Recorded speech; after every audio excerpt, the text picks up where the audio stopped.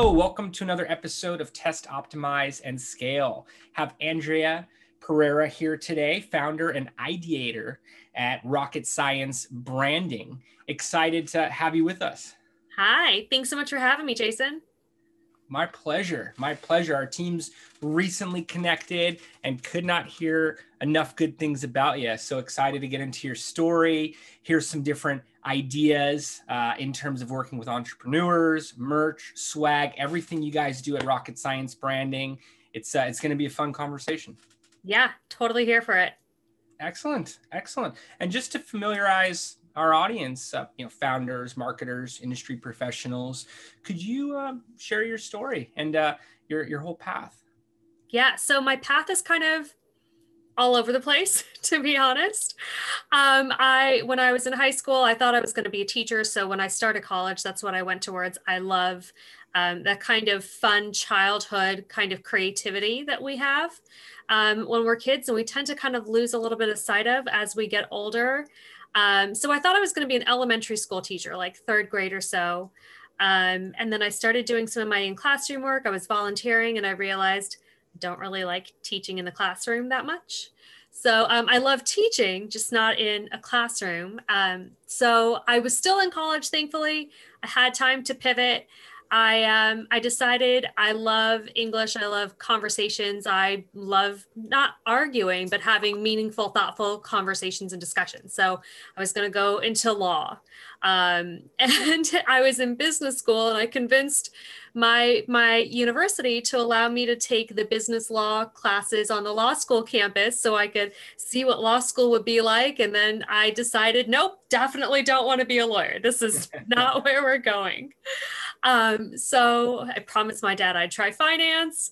So that was the third trial. Again, still in college, taking my time, figuring out what I want to do, because I really believed in, what do I want to do for the next 50 years? What do I want to spend 8 hours a day doing? Hated finance. God, hated it. Just not my jam at all. And towards the end of this, I was working at a promotional products company, like very run of the mill, very 90s, early 2000s culture promo. We've got product, you've got a logo, let's put your logo on the product. The end, right?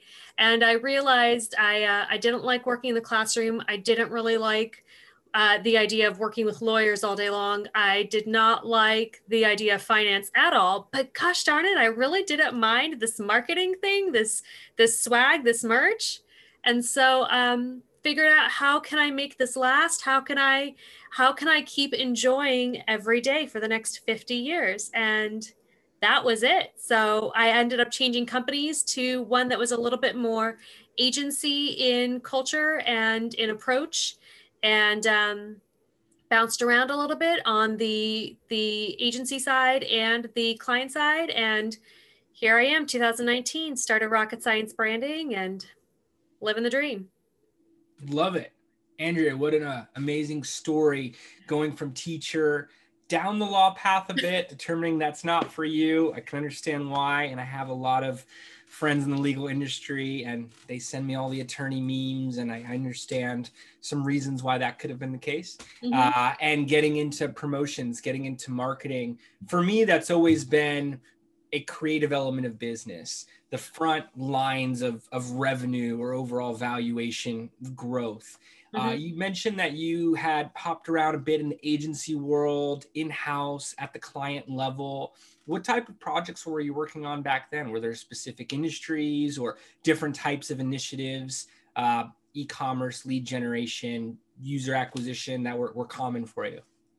Not really any of those. It was more on the merch side for all of it. Okay. I did some of the market research. I did, one of my contracts was exclusively market research, but mostly sticking towards merchandising and how do we use tangible products to tell stories and to keep people engaged. Tangible products to tell stories. I like that. Storytelling is an art, to say the least, and provides depth, provides engagement. How do you go about creating a storyline for a tangible product? So it's not so much the product that is the story. It's your brand that already has the story, and then the product needs to support that. And that's what kind of gets lost a lot of the time in translation is um, the product that you choose needs to tell actually a few stories. It needs to tell the ethos brand story of why this product makes sense for our culture. It needs to tell the story of if it's going to customers and being used for customer acquisition and nurturing. It's why would you as a customer care about our company, and how does this product stay top of mind? And that's really coming back to the whole like top of mind, right? In front of me, then we'll remember it. And when you're talking about digital marketing, for example, it takes 11 touches for something that's only in front of you for a few seconds to get remembered, versus you've got whatever object, a water bottle, or you've got a sticker or something that inspires and excites you. You've got socks, you've got fuzzy socks with little grippies on it, right? And they're so comfortable to wear, and you want to put those on, and you happen to see the logo. And so that's really tying what is the story of a customer's user experience along with what is the brand story, and how does that tell one cohesive experience of a story. And then even with internal merchandising as well, internal promotions, you know, we've got a new product coming out, or we're trying to do better on our safety initiatives as a team in this manufacturing environment. So again, just bringing it all together to tell the stories, the slightly different stories, all as one. Mm-hmm. So brand story to then point towards the product story, making sure it's resonating with the audiences before starting to go to an offering. Absolutely. Absolutely. And I see that a lot too with like 90s culture was, here's a jar opener, like those rubber circle jar openers, right? I think we had hundreds of them when I was a kid. We've had pens, it's the sticky notes, and those are all great and they're very useful. But then today, consumers are just a little bit different. And we're wondering, well, geez, I gave you this 40-cent pen or this dollar pen. Why is this not converting for me? Why are you not my client and absolutely love me because I sent you a dollar pen, right? So just really coming together with all of those stories and figuring out how merch integrates into a life, and how does a brand integrate? How does your company's initiatives and goals support that? And I think too, we see that with a lot of marketing today when we're talking about it's not so much that gosh, the one that's coming to mind right now is like an SAT prep book, right? And I think I saw this on Harry's marketing examples, Harry Dry. It's not that I'm going to help you study for an extra so many hours of a day and that it's going to be a more enjoyable process. It's, I'm going to help you do well on your SAT. I'm going to help you feel good about taking this test. I'm going to help you feel successful and get into the school that you want. The end. So it's about, how does it fit into someone's life? What does it do for them? How does it make them feel? Yes. How does it make them feel? The emotional connection they have to that object and the use case in their day-to-day. I have some notebooks from past clients, from current clients, different ones I've held on to for years. And it's because of the mood I get into when I open it, the color, the feel, the embossing, that really just triggers something for me. I almost feel smarter writing in them because of the connection and perhaps the conference on the other side of the world where I was at when I received it. It's amazing the way it takes its own life in our connection. Absolutely. And I think too, there's some merch that it's not even the usability of it, it's the exclusivity of it. And it's that feeling like I'm in this members only club over here with my really cool white hoodie that you only got if you attended this event.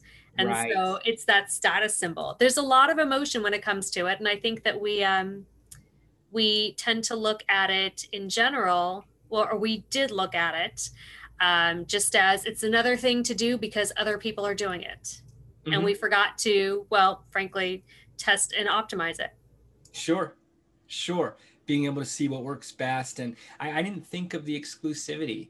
I could think of some of my hobbies. I do a lot of snowboarding on the weekends for about 4 months a year, and some of the exclusive merch. So outside of my business day to day, I'm thinking conferences when I think of promos.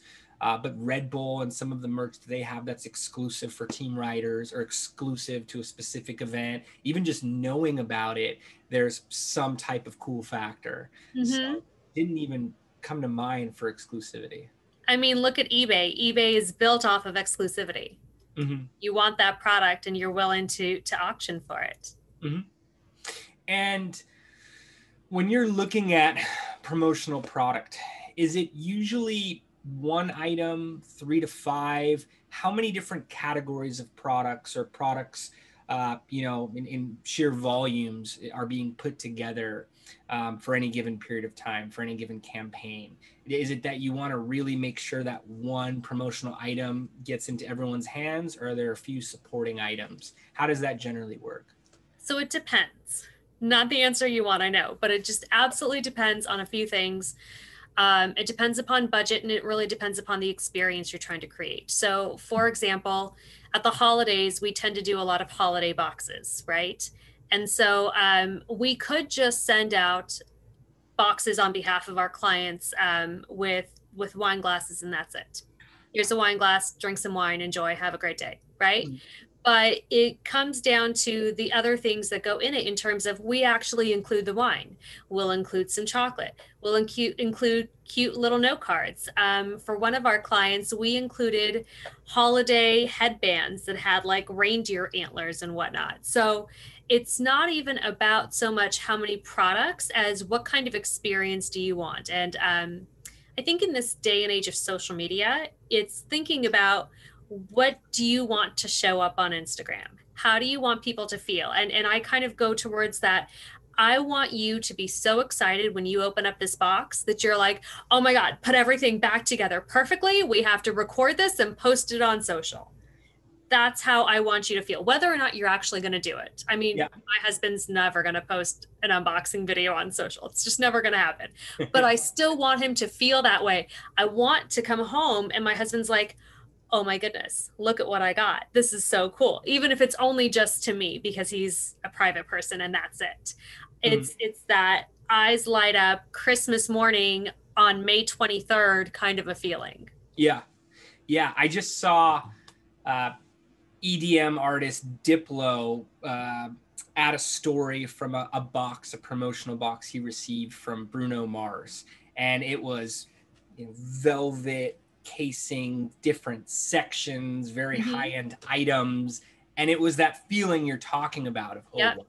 And whether you post it or not, that unboxing feeling, like that feeling. Yeah. And I think going back to your actual question specifically of one item versus multiple items, it comes down to that feeling, because let's say you want to include something retail oriented. And so you include a tile tracker, right? It's also about what note do you put with that tile tracker. Sure, you can send 5 items and they're each $5 each, or you can send the one tile tracker with your logo on it and you're sending the message of, I'm here with you wherever you go, I've got your back, right? And getting that from someone, getting that feeling of, I've got your back. Oh, that's really cool. I appreciate that you're always with me, that you're looking out for me. And that's going to be more memorable, perhaps, than a box with a pen and a journal and maybe a hat that you will never wear because you're not a hat person, and a water bottle that's super cheap and you're just kind of like, okay, this is going straight into the donation bin. I don't want this. Yeah. I don't value this. And so it comes back to valuing, and what do you value? What does your audience value? And are you choosing products that bring those together and tell that combined story? So you can send one tile tracker and it'll be appreciated as heck, or you can send 5 items and none of them are really thoughtful. It feels like this is what we had left over in the marketing closet and they're not going to be appreciated, and you still spend the same amount of money. So when I approach clients and when I talk to them, it's more about, what are you trying to achieve? Why are you doing this? Where are you trying to go? What are you hoping that it'll do for you? And also too, just thinking about when someone gets that tile tracker with that really thoughtful, I'm with you, I've got your back message, do you think they're going to respond? If you're using this for customer acquisition, do you think someone's going to respond to that? Probably yes, right? Do you think someone's going to respond to your water bottle, pen, sticky notes, and stress ball in the same way, even though you spent the same amount of money? Probably not, because one feels thoughtful for them and intentional, and the other one feels like I'm cleaning out my closet. Sure. Sure. I actually need to clean out my desk from things that were cleaning out the closet type items over the years. But I could tell you about personalized ones or just quality that really landed. And like that recommendation of go for one that's more meaningful to your story. We work with the Native Advertising Network that went for quality. They knew media buyers on our team were from Canada, and they sent the finest Canadian chocolate brand for the holidays, and it was branded. They had a card that was branded for them and us. It felt very personalized and thought out. Exactly. And it can be just because something, I mean, let me clarify too. Mm-hmm. There's a difference between cleaning out the closet and providing intentional specific merch for an experience and because it matches your theme. So one of my clients is an IT company, and the way that they have their teams broken up on the sales teams is one of them's called the A team. And not to say there's a B team and a C team, they each choose their own names, but one of them's called the A team. Mm-hmm. So we found a stress squeezy of a package van, and we put their logo on that, and we put a message of the A team's always got your back. And that's it. Like, it's not necessarily expensive, but it was really thoughtful of on those stressful days when you need something tomorrow, here's this package van. We're drawing on the A team. It's totally our culture, and we like having punny fun. And here's our logo that happens to be on it. Mm-hmm. It's tough to really like tap into a good pun or something that creates that, but one done well. Another one that I could think of, we do a lot of investor acquisition, have been at a strong amount of cryptocurrency conferences, and there was an organization that was creating cold storage, a place to hold your Bitcoin that was in the form of a fictional Bitcoin. It looked like a coin. And then they were offering branded versions of it. I think Prime Trust and a few other strong groups in the space printed their own. And when you saw it, you wanted to get your own. You would go to the booth, you'd seek it out just to have your Bitcoin cold storage. No, absolutely. And that's what it is. And I mean, yes, it is work to ideate, but that's why most of our clients call us, is because that's what we do. We do not try to get back to you within the 1 hour with here are some ideas and here's my catalog. It's can you give me a couple days, and my team and I are going to sit down together and ideate for you and figure out what story we can tell that works for you. And what questions can we ask you? Who's getting this? Why are you doing this? What are you hoping that it'll achieve for you? And there's work that goes into it. But when you tell those stories and it connects, and then someone is seeking you out, that's the magic. That's what you're going for. I mean, I've got a friend of mine who says there's the marketing you pay for, and then there's the marketing you pray for. And when people are looking for your booth because, wait, where's the one with those cool coins? That's the goal. That's the dream. Absolutely. And I think I know the type of organizations you're mentioning when you say, hey, they get back to you an hour with a pricing sheet, often not customized, and you're comparing pennies versus really looking at what the perspective or live client experience is going to be with that promotional product.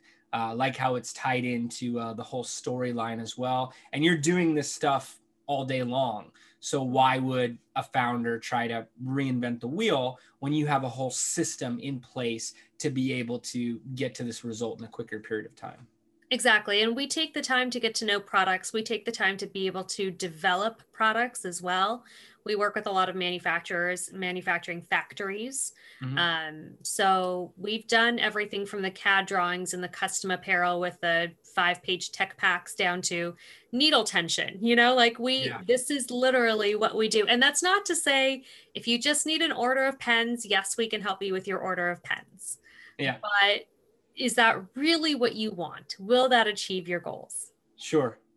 We used to do the iPad pens with the little stylus on the other side because I was at a mobile tablet specializing in iPad advertising network years before. And I remember that landed. That was in a lot of in-person meetings. I have to ask, we're in 2021 here. What has the past year been like with less trade shows, less in-person meetings? Are you seeing more of the at-home type promos, things that people could use in their house? Are you seeing less volume without those physical events? What have the past 12 months looked like? So at the very beginning, it was, of course, that jarring shock of, okay, we need to cancel everything. But I would say towards summer, we really saw our clients start to make decisions about how to move forward. And I think it says a lot about the organizations that are strong and intentional, right? They're not spending because it's a cost, it's a line item. They're purchasing promotional products, they're purchasing merchandise because they see it as a tangible reminder, as something to connect them with their audience. And so we did pretty well last year. I think that there are a couple of reasons, one of which was at the end of 2019, we wrote a strong business plan. And we just figured out, what are we actually going to do? And because we only started in 2019, we don't really have anything to measure against. And it was more about foundation setting. And so we met our goals in 2020 because we stuck to the plan. Of course, there were moments where you get a little bit off the road and you're trekking that dirt path ditch to the side of the road, but you're still going in that direction. I think too, the reason we were successful last year was because the in-person events were canceled. The immediate gut instinct was, well, everything's digital. Switch everything to digital marketing, pour all the money in there, or stop it altogether. No marketing at all, right? And I would say by Q3, people realized, well, now we're not connecting. We're not connecting at all. And so how do we do that in a meaningful way that stands out and that is more than the digital ad on Facebook that, like I mentioned, it's 11 digital touches to actually gain an impression. Yeah. And then just looking at the long-term ROI on that impression. So my husband and I met in college. We went to Pepperdine and my husband bought this mug back when we went to school, right? And what has it been, like 15 years or something? But he uses it almost every single day. And the mug probably cost $20, but he's got an emotional connection to the mug. And that comes with exactly why merch did well when it was intentional and thoughtful last year, was because when we looked at, and I mean, this is the sure, I'll try finance side of me. When I actually did the math on $20 amortized over how many years and how many times, let's say he didn't use it every single day. Maybe there was a day we didn't run the dishwasher, right? Yeah. I mean, it came to about half of a penny per touch in terms of return on investment, in terms of cost. It was just absolutely phenomenal. And when you look at what merch can be, it absolutely always has that potential. I got some gifts at the holidays from some of our suppliers. One of them said the snuggle is real. It was on a blanket. It doesn't have their logo on it, but I know exactly who said the snuggle is real to me because that blanket was amazing and it was thoughtful and it was cute. And, it's those kinds of little things that people remember. And that's why merch did well last year. It's about telling stories and making people feel seen and heard and connected. Absolutely. And everyone likes to have that box waiting for them at their mailbox, front door, especially when they're at home more than normal. And we've seen that come to life. And I love the breakdown of how many uses that mug has gotten. I could think of t-shirts. I went to Blog World in 2010 and I got a Yahoo contributor shirt, and for some reason the color, everything about it, I've probably worn it 200 times in the past 11 years. So you think of these wins with promotional product, and I like how you were talking about digital extensions of promos earlier, getting something that is postable to Instagram, whether it is an unboxing or, hey, look what this other brand sent me, something special enough to have that digital extension. We see it in PR where if an article gets repurposed and picked up by 50, 100 different people on Twitter Yep. or other social platforms, the distribution, the traffic of that article, regardless of how big the initial publisher was, is exponentially higher. Oh yeah, skyrockets. Same thing for people posting, I imagine, where if you're able to have that activation that gets posted online, the success of it just goes to whole new levels. Absolutely. And turn it into something that's covetable, something that people really want. That's what it's about. Mm-hmm. Mm-hmm. So speaking to a founder who has not done promotional items before, maybe they're new to marketing, maybe they're doing some stuff digital, but they're new to promo. What's a good place to start? What is the right way for them to look at creating a story, or the right type of ideas that they should be using for packaging a test campaign? This could be in terms of timelines, this could be in terms of percentage of their audience they're targeting, or whatever it may be. But how would a founder go about testing promo for the first time? So I think the first thing to start is with a really strong brand guide. Okay. You shouldn't even be touching promo unless you just want a t-shirt for yourself or something as a founder, and go to customink.com or something like that for those single one-offs, right? Until you have a strong brand guide that outlines, this is my logo, these are the variations of my logo, these are my colors, and these are the ethos of my brand, I wouldn't touch promo, because that's where it shifts from a tangible touch point. It shifts to a tangible touch point from merch I'm giving you because that's what other people do, right? So once you've got those established, then there really is no right place to start from. If you've still got a kind of small team and maybe you're a direct-to-consumer brand focused on e-commerce, then maybe what you want then is you want to identify something that you can use for both your internal team members and also your key influencers and key salespeople. Maybe you are also selling through some other channels, maybe some brick and mortars, and you want to incorporate something for them. So at that point, for your very first purchase, I would think about what ignites my organization, my team members, and also applies to these other people. Because at that point too, when you're just starting out, your salespeople, your client salespeople are like team members for you. You need them, absolutely. So I would start with that. And it might not be a t-shirt. It's probably almost definitely not going to be a pen. It could be a mug. It could be a water bottle. It could be a sticker, but it's really more about what does it symbolize? How does it tie back to your brand? Is it something they actually want to use? They want to put on their laptop. They want to put on their water bottle. I got a mug at the holidays, again, from the same brand that sent me the Snuggle is Real, but this one said Sip Happens. And I loved it. Again, their logo is not on it. It could have been on it, but Sip Happens is perfect because I connect with that.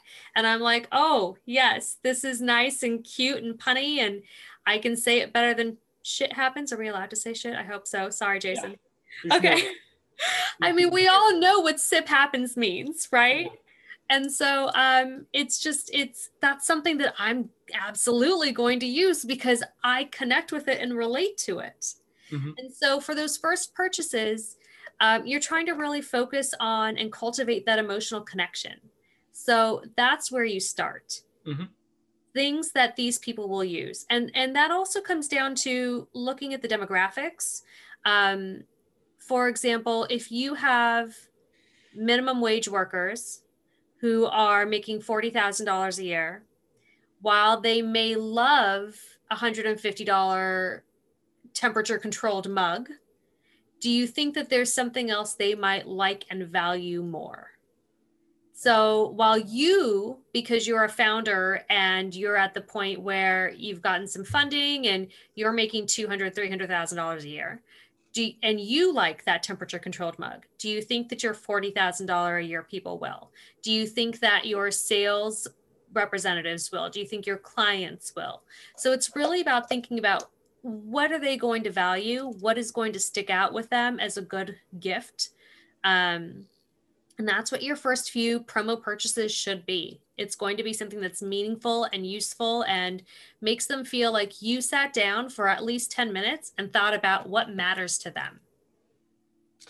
That thought process behind it. You want them to feel like this was personalized, this was designed for them or people just like them, versus, hey, this is something that they send everybody. Yeah. And that's one of the big pitfalls that I see a lot of the time is people purchase what they like, what the purchaser likes, Sure, versus what the user likes. And even one thing I see a lot of too, in terms of that thoughtfulness, is people will sometimes say, well, I need a t-shirt. I'm just giving these away. I don't want to spend a lot of money on a nice t-shirt.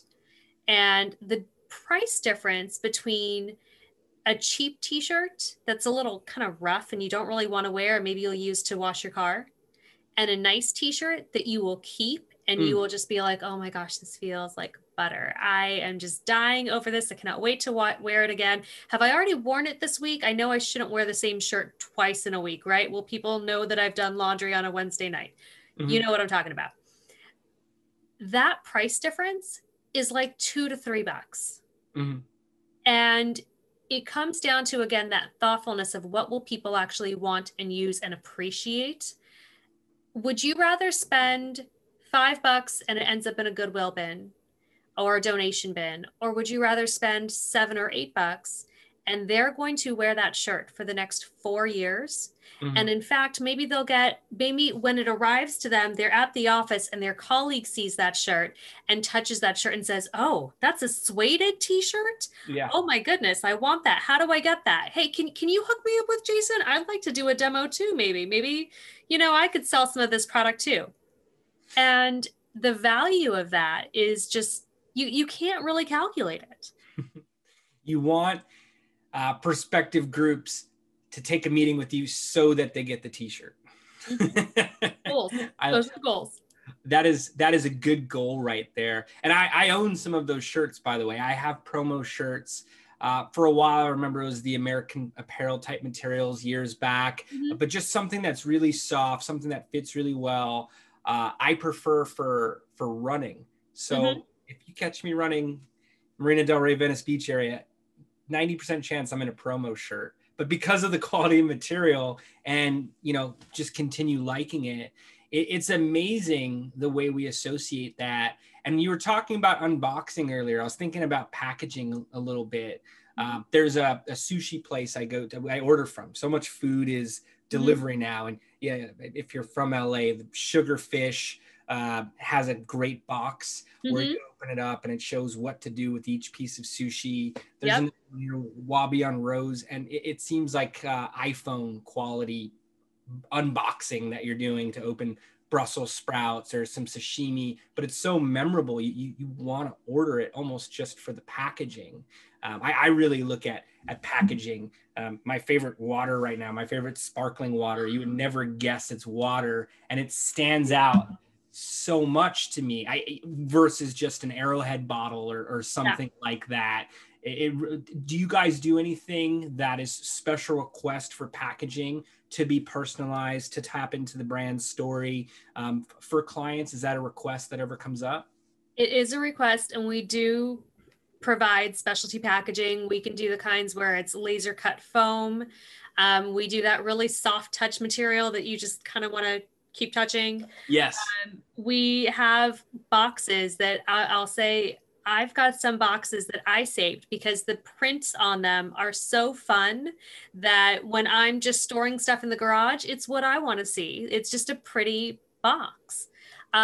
We also have alternatives in terms of, okay, well, I'd like a custom box, but I only need 50 and I don't want to spend $20 on just the box. So what can we do to cut down the costs, but still create what I call porch envy? It's when you are walking by your neighbor's front door, you're walking your dog and you're like, oh, what's that really colorful box that's sitting over there? I want that. Is that a subscription? I wonder, you know what? I'm just going to text Samantha and let her know she's got a box on her porch, and I'll include a picture for her too. And so then I can see what it is that she got. I should just let her know because I'm a great neighbor like that, right? So porch envy is absolutely something. And by the way, I have not done this ever, right? Sure. It's something that we enjoy and we appreciate, because when you're thinking from a marketing perspective, then on return on investment, it's really return on impression, because it's that neighbor that walked by that saw the box, and now maybe they're like, oh, it's a subscription, and they're looking out for the next box. And the next time they see you, it's, so what did you get in that box? It was such cool packaging. I loved it. It looked really exciting. Yes. And you didn't pay for that marketing, really. Right. That happens to walk by. So I have never heard the term porch envy. I've heard about street appeal for real estate, but porch envy, I love that. My girlfriend in our building will note the other residents that receive Nordstrom packages on a highly frequent basis and befriend neighbors around that. So I could see that being a thing, and especially if it's different, if it stands out in a positive way. Absolutely. It's also something that allows you to connect. I know when my neighbor gets on one side, one gets freshly, on the other side, I think she gets hello chef. Okay. And we were getting gobble for a little bit. And so it's, oh, I noticed that you got this. Have you tried this other one? What did you think of that other one? Oh, that took too much time to cook. I mean, the whole point of the box is to get it cooked for me, right? Yes. So it sparks those conversations. Absolutely. And as a marketer, I'm curious, how do you optimize for promo? How do you improve upon a campaign that is already going on? Let's say it's month 6, year 2 with the client.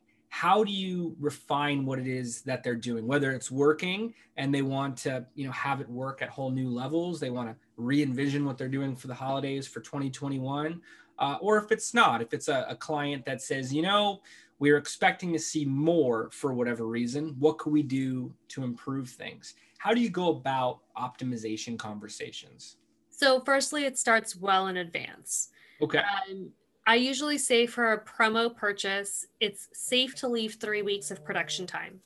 That's just a good place to start from, between proofing, production, and delivery. When it comes to optimizing, it starts with just honestly market research. It starts with, what do your people actually want? What's trending right now in social culture? What is working and what didn't work from past purchases? Do you have tons of t-shirts left over and you can't seem to get rid of them and you're thinking of just donating them somewhere? Or is it that people are saying, hey, do you have any more of those? I really wanted one. A great example is one of my university clients. A couple students had their vehicle broken into, and they had some university branded jackets that they were given last year. The jackets got stolen, and they went back to their administrator who purchased from me and said, hey, can we buy more of these? Our jackets got stolen. We want new ones. I mean, that right there is something to note down and say, okay, this is the first time in 3 years someone has said, can I get a new one? I mean, albeit I hope nobody's cars are getting stolen or broken into, but it's something to note that they actually wanted a replacement and they were willing to pay for it. So those kinds of little things are what you notice for your optimization.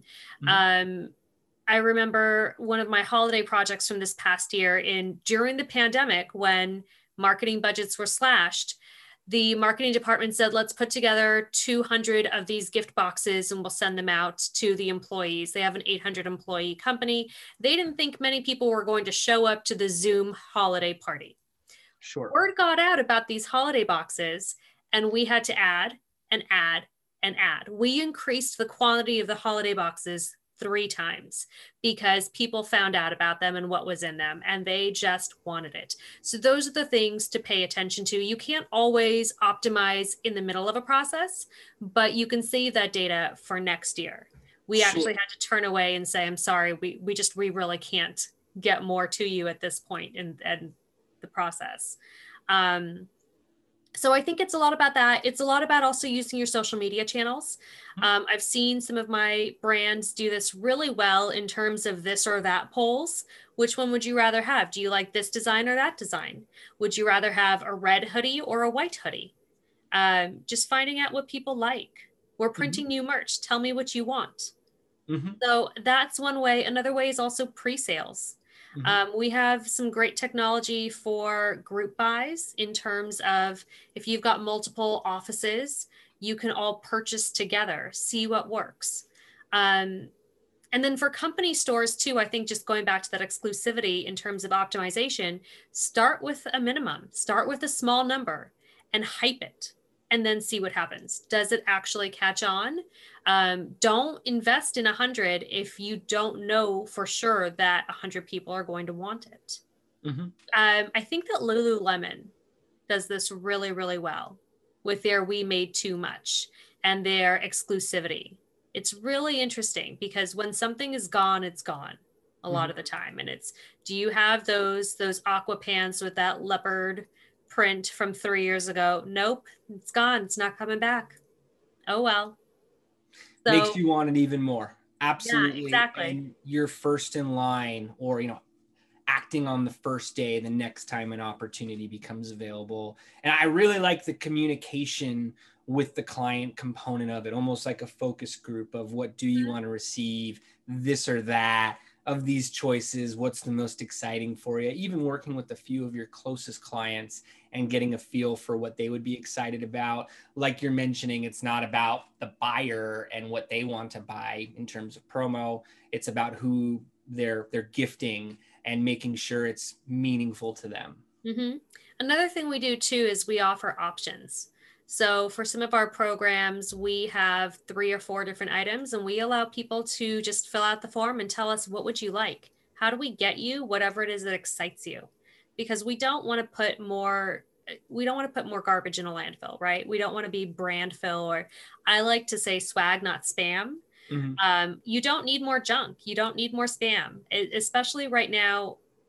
And this is that kind of contrary advice you don't expect to come from me, but I would rather you hold off on your purchase than just give away something that's going to end up in a donation bin. It's going to be a waste of your money. It's not going to reflect well on your brand. And frankly, it's not needed. Our planet does not need more spam. Sure. Absolutely. And it's a great way to look at it. I'm curious too, in terms of scale, have you had clients come to you and say, hey, that worked so well last year. We want to be able to do 2x. We want to go to twice the amount of trade shows or send to twice the amount of offices or home offices. Anything that you've seen or could recommend in regards to scale as a whole?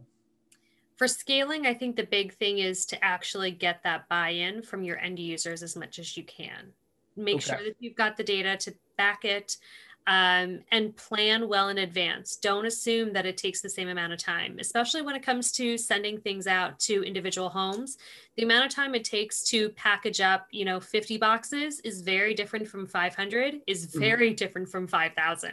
Oh yeah. So, and we've done those larger thousands quantities, and it's different. It's just different. So don't assume that because on your end it's just placing an order and adding on a zero that it's going to take us the same amount of time to execute. That's the big thing about scaling these projects. Sure. It's more time on the machines. It's more time in packaging. Yeah. Especially on these personalized shipments. It's not so much, hey, we're going to print 10,000 pens versus 5. It's, hey, this is what we're sending. That's going to be an unboxing video, and creating 5,000 versus 50 is a whole different world. And that's where too, I would even differentiate on the word personalized, because there are those thoughtful projects where we say, okay, your logo color is green. Let's make sure that we use a green crinkle. Let's make sure that we have little accents that really speak to your brand, a little extra flair inside the boxes. And those things don't just, we are not, and I love Amazon. I am an Amazon Prime member, but we are not an Amazon distribution center. Sure. And we can do that, but is that really what you want? Do you want the shrink wrapped in a box, just, the giant box with a little product kind of experience? Or do you want the crinkle and the card and the excitement and the, oh my gosh, they sent this to me, that's so cool experience? The other thing too on personalized, going back to that, is, are we sending really nice pens or water bottles or something monogrammed with your name on it? Because we absolutely can do that. But then again, too, like matching everything up takes another minute. Matching up the t-shirts, of making sure you get the right size, it takes a minute longer than just put the generic water bottle in the box and seal it, right? So it's not to say that it costs that much more or that it's that big of a difference, but it takes a minute longer. Interesting. I hadn't thought of monograms either. I get gifted, from friends, monogrammed, watch cases, glasses, shirts. I've gotten when getting suits, things like that. But that's a nice touch for promo and B2B. Well, I would also, even if I may, Jason, say, think about it more as gifting even than promo. When you think about it as promo, it kind of devolves it down to this merch that I'm giving away because there is a promotion to run, versus a gift that is a connection from me to you. And that's not to say that everything has to be a gift. Like, we have the capability to do monogrammed cufflinks, right? We can do that for you. I'm not saying that it has to be that level, but when you think of everything just as my marketing efforts, then you lose a little bit of that essence, right, of what it can be. Absolutely. People want to go the extra level for gifting, where promo, like you're saying, could be considered something at a lower tier, which makes me want to ask, for a lot of our campaigns, we're targeting investors, we're targeting high net worth audiences, even retail investors, but with disposable capital. What are some of the gifting ideas that you guys have done in the past, or that come to mind for higher end audiences, for something they're not going to just throw away? So when you've got a higher disposable income, the product itself is not as exciting. It's more about the experience, because when you're making 300,000, 500,000 a year, you can afford your own Amazon Echo, right? You can, a $40 Yeti tumbler is not the same thing as it is to someone who's maybe making 60,000 a year. The real difference in those high disposable income people, the real difference is found in the experience. How can we turn this into something that's unforgettable for you? And it could come back down to a product. It could be, we're going to send you and your partner Adirondack chairs because we want you to relax and know that we've got this. And so here are 2 giant real wood Adirondack chairs. Or here is a really cool barbecue cooler for your backyard, something like that, right? So it absolutely could be a bigger gift, but it's about the experience that goes with it. So if you're sending that cooler, maybe inside of it is a really nice butcher box and some cheeses and something special that you can create an experience out of, something that you can really enjoy. There's also something special, I think, about getting together for virtual lunches. It's not even expensive as much as it is just like, hey, I'm sending you a lunchbox with a gift card, and let's get together on Tuesday at 12 o'clock and let's just catch up. It's been a while. That's it. Yeah. I don't want to talk about work. I just want to know what's going on. How are you doing? Yeah. And I think that especially I've noticed with high net worth individuals, it's always, what can I get from you? How can you help me? Can I pick your brain? Do you have 10 minutes? Versus what's rare and underappreciated is, how are you doing? Let's catch up. Did you watch the baseball game? So I think that focusing on memorable experiences is really the way to go when you've got that person that can buy whatever they want for themselves. Absolutely. I'm a big fan of experience gifts myself. I try to give them, I appreciate them. So to hear that fills in a lot of the gaps. It's amazing how I could associate gifting for business different than gifting for, friends, family, and giving me a lot of ideas just by, going into it here. The cooler filled or the chairs that could really go a long way there. So great stuff. Our listeners, if they want to get in touch with you directly, if they want to continue this conversation, figure out the right story it is for their brand and how they can gift and for their specific audiences, what's the best way to do so? What's your preferred method of communication? So I'd say start with an email. You can reach out to me directly at andreap@rocketsciencebranding.com. You can visit our website, rocketsciencebranding.com, or if you wanted a little shorter and a little bit more fun, you can go to swagNotSpam.com. We're on Instagram if you'd like to see some of our products, also just some of our vibe. I think that it's really important that when we're starting with a new client, that we're all on the same page about what promotional products, what branded merch should be. It should be a connector, a tangible connector to drive community and collaboration, and just see what you like and see what we're about, and that's it. We're here. Excellent. Well, Andrea, thanks so much for being here with us today. Taught me a lot about how to go about the route for swag versus spam, and going to be taking some of these notes to my team for our own gifting. Appreciate you being here. Thanks so much for having me. Okay. Thanks, everyone. Take care. We'll see you next time.